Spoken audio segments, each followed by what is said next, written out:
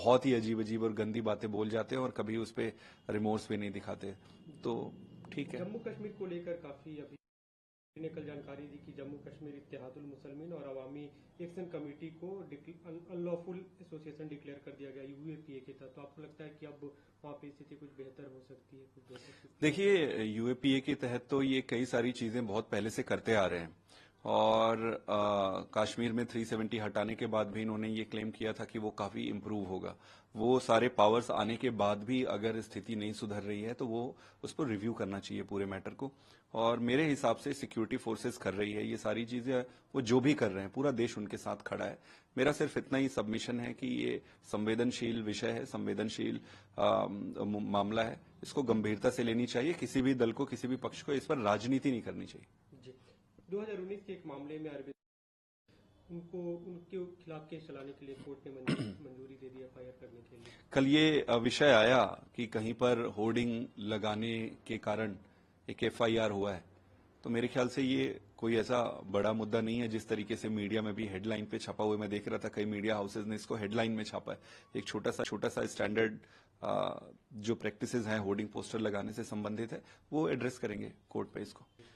जी बिल्कुल, ये new education policy ये बहुत ही इंपॉर्टेंट और संवेदनशील मुद्दा है। देश को अगर आगे लेकर जाना है तो समय समय पर एजुकेशन पॉलिसीज को इम्प्रोवाइज करते रहना होगा।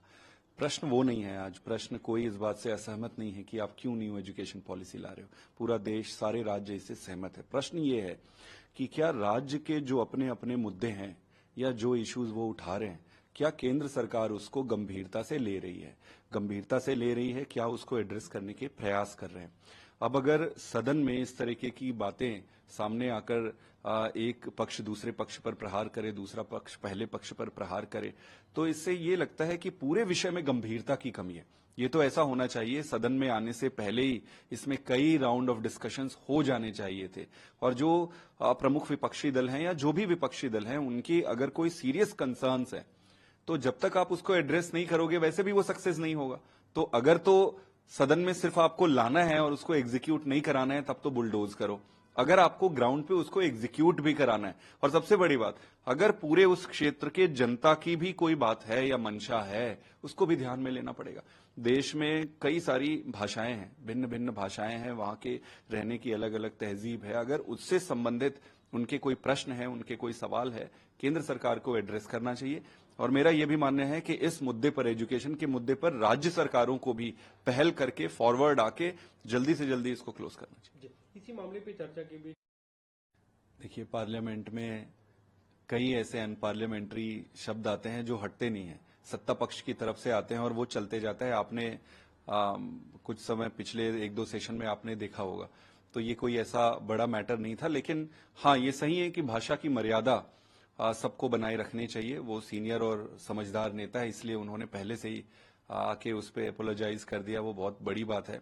बाकी कई सारे ऐसे लोग हैं, कई सारे ऐसे दल के लोग हैं जो तो बहुत ही अजीब अजीब और गंदी बातें बोल जाते हैं और कभी उस पर रिमोर्स भी नहीं दिखाते।